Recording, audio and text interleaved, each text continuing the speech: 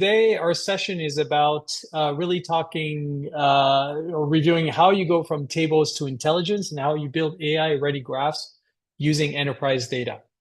My name is Sebastian Mansell. I am Senior Director of Product Management at Tiger Graph. And what we're going to do today is we're going to focus on a challenge that almost every organization is facing right now, which is how do you turn the tabular data that lives across your enterprise systems into something that can actually power AI? Because the reality is that most enterprise data is stored in tables, but the insights and the intelligence live in the relationships between that data. So in this session, we'll go through why tabular data falls short for AI, why graph is the right model to capture real-world relationships, and most importantly, we'll show you how Savanna's AI-powered capabilities make it easy to move from tables to graphs. So you can quickly build AI-ready data models without the traditional complexity that comes with it. So let's start with how enterprise data is structured today. So the vast majority of enterprise data lives in relational databases. Data is organized into tables with rows and columns. And so why is enterprise data tabular? Well, relational systems are really well designed for reliability and consistency. They're optimized for CRUD operations and reporting. They provide strong transactional guarantees and data integrity, and they enable efficient storage and retrieval at scale. And so they power core systems like CRM, payments, and ERP or order management systems. And tables are highly effective for operational workloads. So what this structure means is that each table represents a type of entity, such as customers, accounts, or transactions. And this structure works well when storing, updating, and retrieving data. And it supports reporting and aggregation use cases very well. However, it does break down when it comes to relationships across entities. Those relational systems are not designed to support the exploration of relationships across different systems and entities. Because simply relationships are not stored directly. They're inferred through foreign keys and reconstructed using joins. And so as a result, understanding connections requires combining data across multiple tables. And as relationships grow and your data structure becomes more complex, queries become harder to write, maintain, and scale. In addition, data is often fragmented across multiple systems, such as CRM, payments, fraud, or even logs. And each system captures only a part of the overall picture. So reconstructing relationships therefore requires stitching data together across systems. So the real insight, however, does not come from individual records. It comes from how data is connected. And business problems are inherently relational. So most real-world problems are fundamentally about relationships. Fraud is not a single transaction. It is coordinated behavior across accounts, devices, and entities. Customer 360 is about connecting people, products, and interactions. And supply chains depend on relationships across supplier, parts, and logistics. So the common theme is that the value comes from understanding how entities are connected, not from individual records. And insights come from the relationship in the data. So important patterns do not exist in isolated rows of data. They emerge when multiple entities are connected and analyzed together. So context, it really is what we're talking about here. Context comes from how entities relate to each other. So let us look at an example. For fraud detection, right? You're looking at shared devices, common accounts, repeated interactions. Those kind of patterns is really what reveals meaning, not just the individual data itself.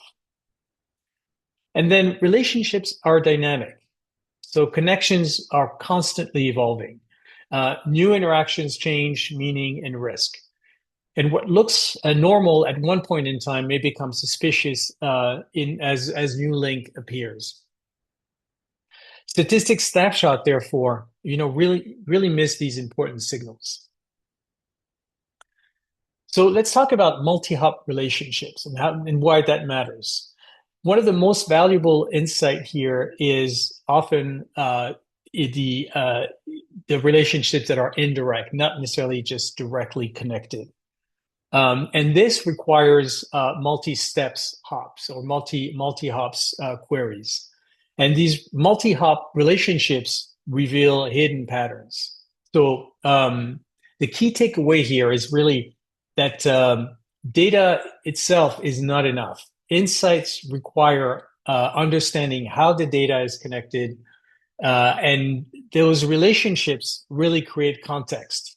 And context is what drives intelligence.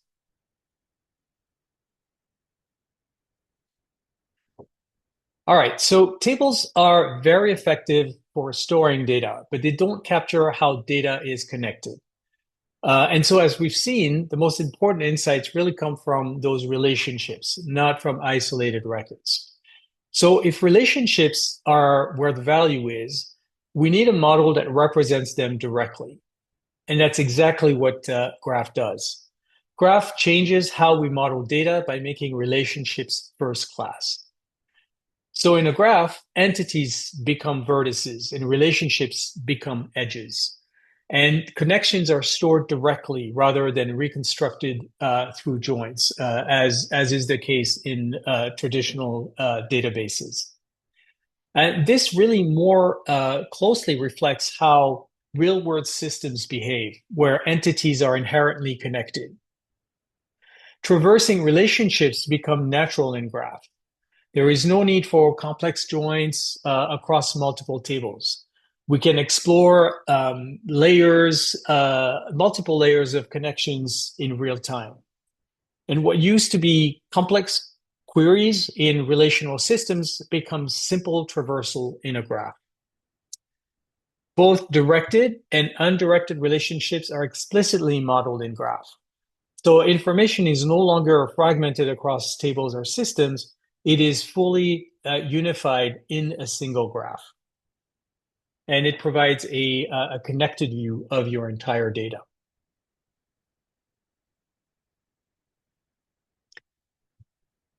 So why graph enables AI? So this is the key idea here is simple. AI doesn't just need data, it needs the context. And context comes from how data is connected. And that's exactly what Graph provides. So let's start first with traditional AI models. They're often built on isolated features. But in the real world, meaning comes from relationships. For example, a transaction by itself may look legitimate, but when you connect it to shared devices, emails, or behaviors, patterns start to emerge. And this is where you really get insight scoop on what's going on. And without that context, models just miss important signals and predictions become less accurate. So Graph changes the game by turning disconnected data into a unified connected view. Relationships are modeled and stored natively, eliminating the need to stitch data across systems at query time. And so this enables richer, context-aware inputs for model training. It also enables more accurate entity resolution and stronger relationship-driven anomaly detection. So in short, we move from fragmented data to connected intelligence. So finally, the real power comes from multi-hop relationships, and we'll see that in the demo later in the presentation. We're not limited to just direct connections. we can uncover patterns across multiple steps. And this is crucial for fraud detection, risk analysis, customer behavior modeling, and many more use cases. And importantly, this aligns with how LLM reasoning actually works, moving from keyword matching to relationship driven inference.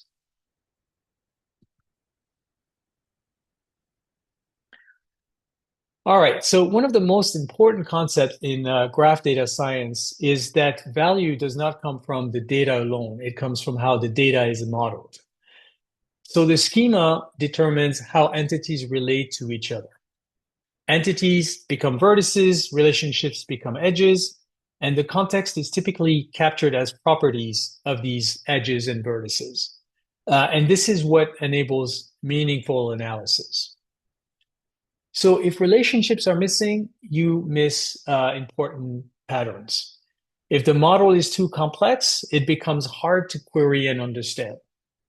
And the quality of insights really depends directly on the quality of the schema. So this is why we want to hone in on this, because the schema is so important in driving insights and meaning. So the core challenge isn't converting tables into graph. That part is pretty straightforward. You can simply take the approach where tables becomes vertices, foreign keys become edges. And voila, you have your graph, and you've converted your tabular data into a graph. So it does give you a graph, but not a very useful one. So the real challenge is designing a graph that captures meaningful relationships and supports reasoning. A naive translation from tables to graph often leads to poor performance and limited insight. And so to unlock real value, the focus must shift from simply mapping structure to modeling semantics, which require understanding of how entities actually relate, interact, and how they're queried as well. So all of this thought process has to go in before you can actually design your schema. It's got to be part of the schema design. And this is often the biggest barrier to adopting graph. It's not the technology, it's the modeling part, and the modeling in such a way that you get true insights and performance from your graph. A good schema makes insights easy. A poor schema hides those insights. So let's take a look at a concrete example. So this schema here highlights a key modeling decision in fraud detection. Some of the data elements are better modeled as nodes, not just properties. And that is a choice that directly affects what you can query later. So here's the core idea. Attributes like IP, address, device, email, even addresses, phone numbers, and ID may look like simple properties, right? That's how it's stored in the table. But in fraud, they often act as a shared connection point between transaction or parties. And that's a really key part of your fraud detection use case. Having those specific attributes set up as nodes is really critical for the analysis. So if the IP address or device is just a property on another node, let's say a party node or a transaction node, and it is stored, it means that it's not reusable. So you can still filter on those properties, but it's harder to traverse through it. And that limits the multi-hop analysis and hides pattern. So why make them nodes? Well, when IP addresses, device, or email becomes a node, it can connect to multiple parties and transactions. So a simple attribute becomes a shared entity in a graph. And that becomes very visual when you look at the schema, right? So if you look at that schema here, you have IP address and device, or even phone number and email. And you can imagine that you can have multiple parties connecting to the same IP address. And so it becomes very visually clear when these attributes are created as nodes. And so, multiple transactions sharing the same IP address can indicate coordinated activity. Multiple parties using the same device may signal identity or account takeover. And the same email or address appearing across different cards or transactions may reveal a fraud ring. So once these attributes are modeled as nodes, then queries becomes much easier, right? We can ask which transactions share an IP address, or which parties share a device, which fraud transactions are connected through shared email or address. And these become natural graph traversals rather than complicated matching logic. And so your schema design should really reflect the questions you want to ask. And so you have to do all of this thinking ahead of time in order to design highly performant and insightful schema. All right, so modeling is the challenge. It's not the storing of the data, it's the modeling of those relationships. Converting rows into entities, that's the straightforward part. But the hard part is deciding how things connect. And relationships are not given, they are defined in graph. So you have to decide directions, cardinality, and structure. For example, should a relationship be directed or undirected? Should something be modeled as a vertex or an edge? And then there's query-driven modeling, right? Graphs are designed for the questions you want to ask. So you have to think about how you will traverse the data. Multi-hop queries depend on how the graph is structured. Then there is real-world meaning. So the model represents behaviors and interactions. The same data can be modeled differently depending on the problem you're trying to solve or the questions that you'll ask. And so the key takeaway here is that graph modeling is about defining relationships. And that is what ultimately drives insights and value.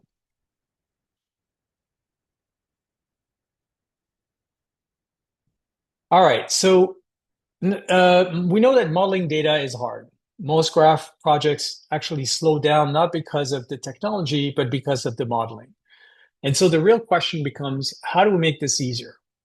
And this is exactly what Savanna is designed to solve. Savanna uses AI to guide the modeling process and automate data loading. So instead of starting from scratch, you start with your existing data in tabular format, and the system helps you build a graph as you go. So step one, you start with tables and CSV files. We upload the data or connect to existing tables, and Savanna automatically maps that data into a graph structure. AI generates the graph model, suggests entities and relationships. It infers how the data should be connected and converts tabular data into a connected graph model. And you can actually visualize the schema and you can iterate it in real time as well. So if you see that AI hasn't quite modeled your data as you expected, you can actually iterate it as well as part of the process. And then once the model is defined, Savanna automatically generates loading jobs. It moves the data from tables into the graph without the need of a custom pipeline. So you immediately get access to data and to statistics as well. And so at the end, the graph is ready for queries and analysis, and you're ready to get some insights out of your data. So what we'll do now, I've explained the process. Theoretically, we're actually going to see it in action. So we're going to start with tabular data. We're going to generate a graph schema using Savanna's BuildAI, and we're going to load it into the graph. Then what we're going to do is we're going to run multi-hop queries to surface hidden patterns. So for this part, I will switch to a short video that depicts this process. So give me 1 second.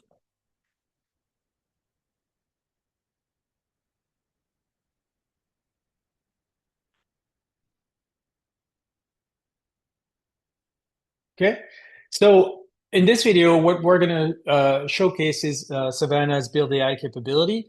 So as stated, what BuildAI does is it's an AI-assisted workflow that creates a graph schema from CSV data. So we start in our Savanna workspace. We have our active workspace here called MCP fraud. We're going to initiate the process by navigating to BuildAI from the menu option. There you go. And then here we're going to upload a CSV file. So Savanna supports multiple files, but for the purpose of this demo, we'll use a single fraud data set. So we're going to click on Continue to begin the process. Savanna here analyzes the data and generates a graph schema automatically. So we've sped up this process a little bit just for time purpose. So here's our schema. Again, you can iterate on this schema, so you can manually edit it. But for the purpose of the demo, we'll just continue the process. And here, Savanna creates the schema. It's going to import the data, and it's going to install queries and run the queries as well. So again, we've sped up this process a little bit, as you can see.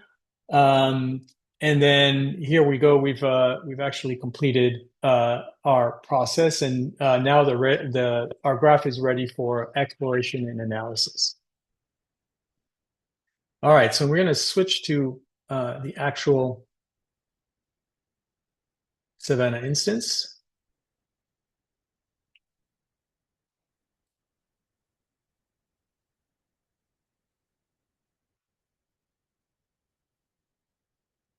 Okay, so here's our instance. I'm going to navigate to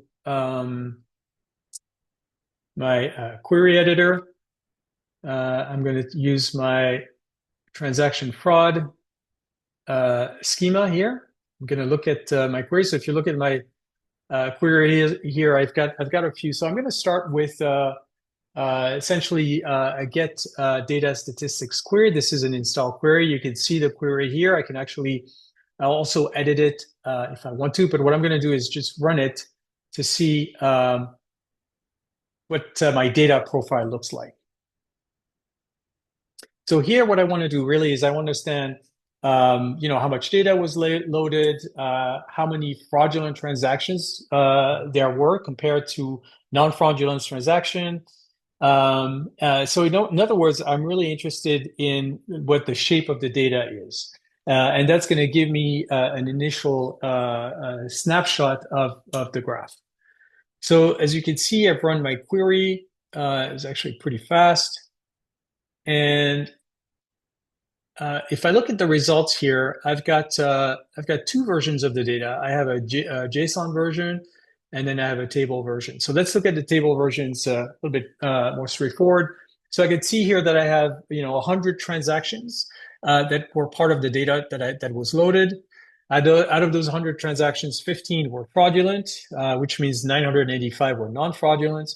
I've got my total amount, total fraud amount, total non-fraud amount, average transaction, and so on. So I have a lot of different statistics here that really give me a sense of the data. And if you look at the actual results, right? I have 15 transactions that are fraudulent out of 1,000 total number of transactions.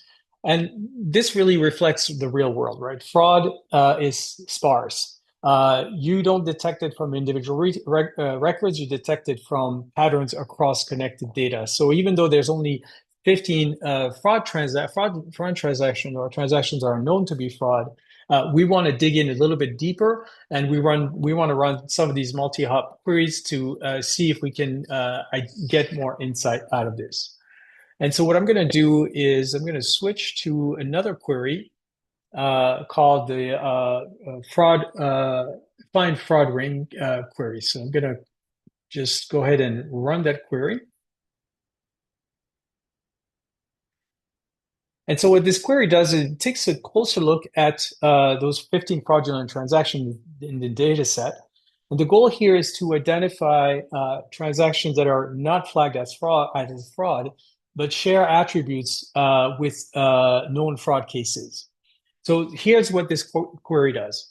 Step one, it finds all the transactions that are known to be fraud. So those are our 15 transactions.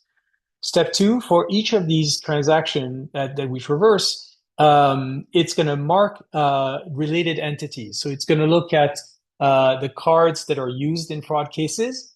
It's going to look at the email address of the purchaser, of the recipient. It's going to look at the address, and it's going to look at the product purchase. And so all of these connections between the known fraud transactions and these other entities are going to allow us to identify transactions that are fraud tainted or entities that are fraud tainted. Then step three, we're going to score all these transactions, right? We're going to evaluate every transaction in the graph.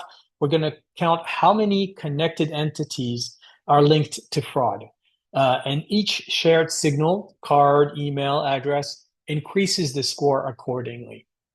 Then four, we're going to identify ring candidates. So any transactions with two or more fraud signals is flagged as potential member of a fraud ring.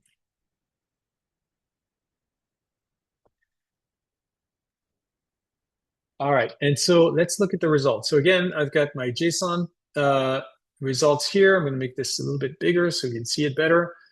I've got my tabular version as well.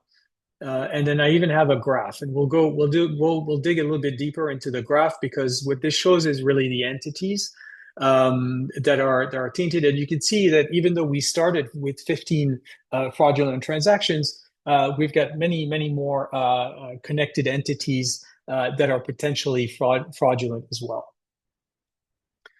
All right, so from just my 15 confirmed fraud transaction, let's see, fraud transaction count, I can see that I have 680 transactions that are part of a potential fraud ring.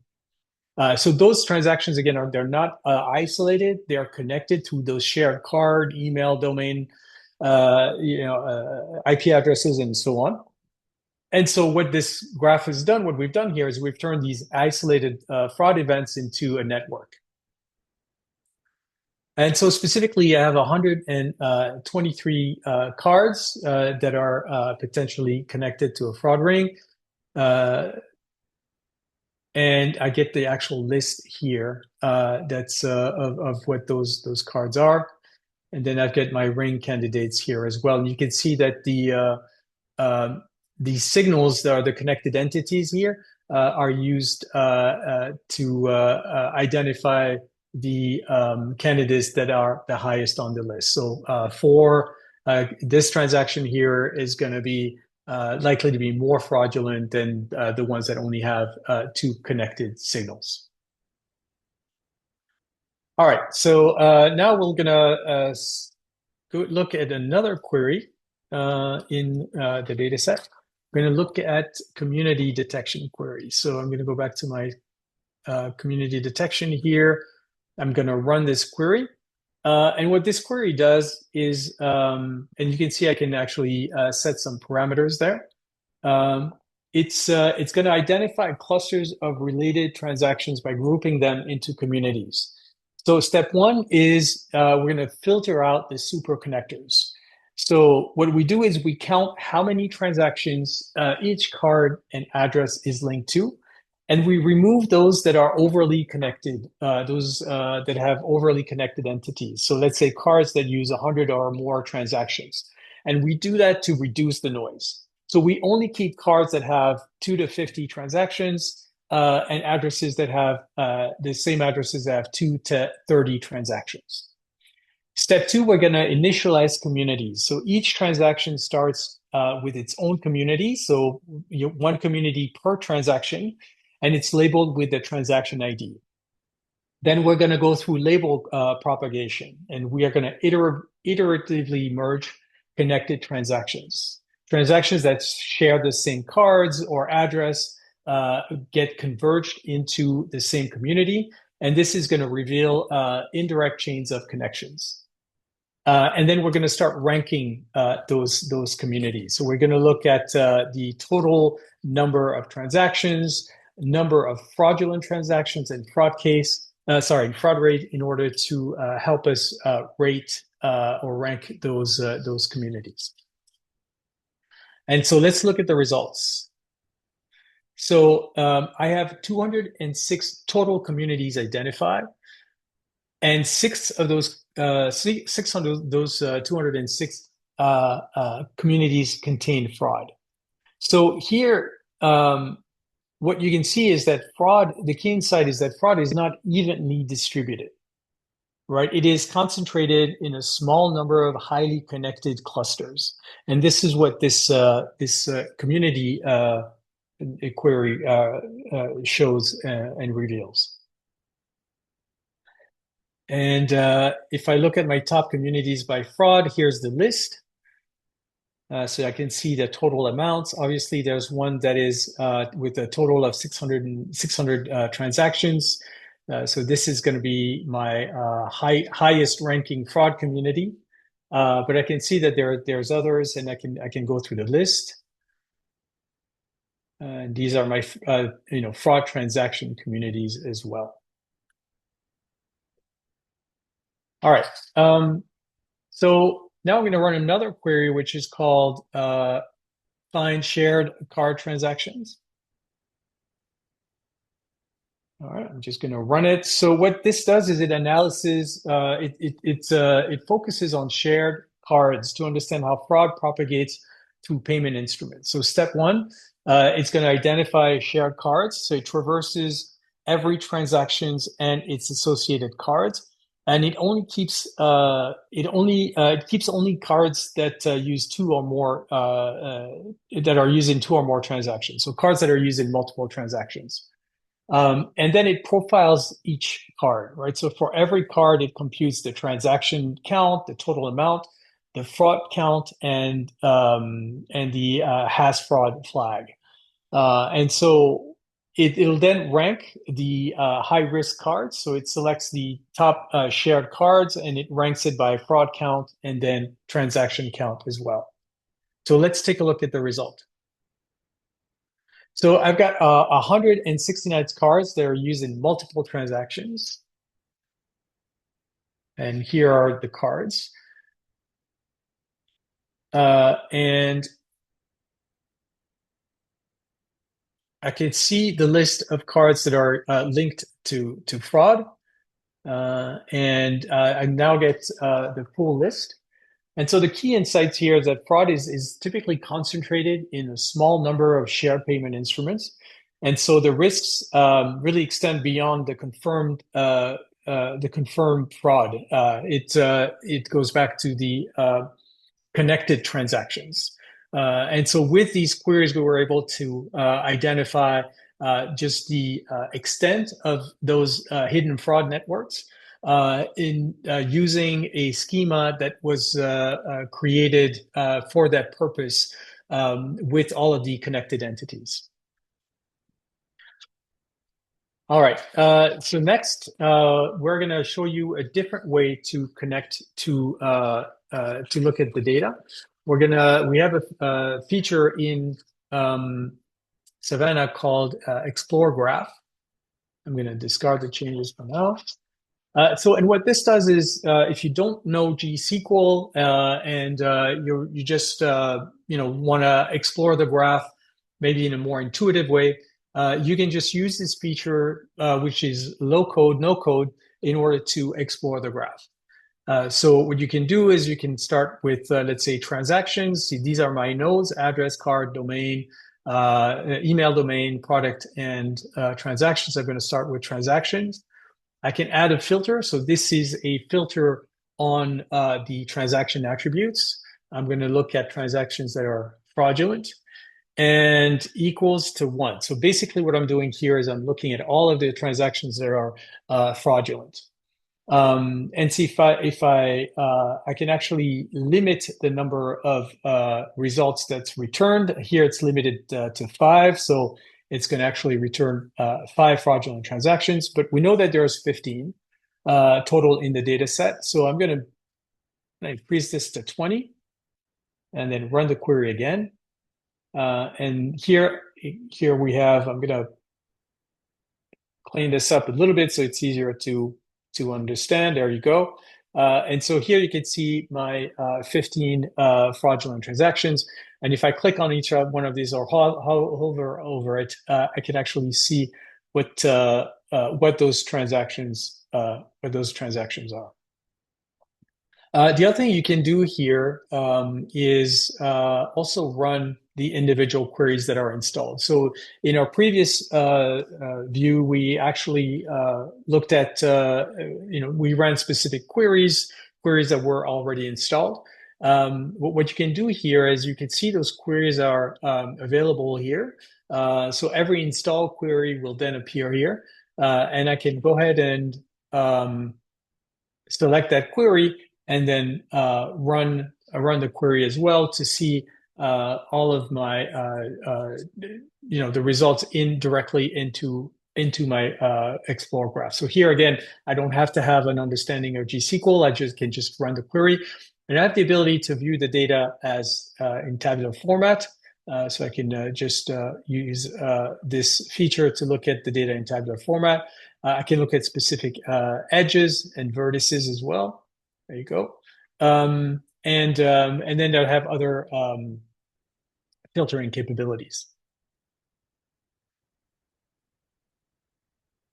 All right, so this is really this concludes the presentation part or the demo part. So let me go back to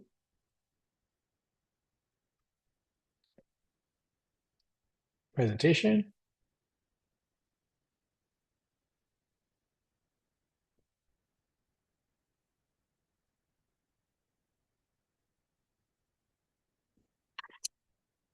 Excellent. Okay.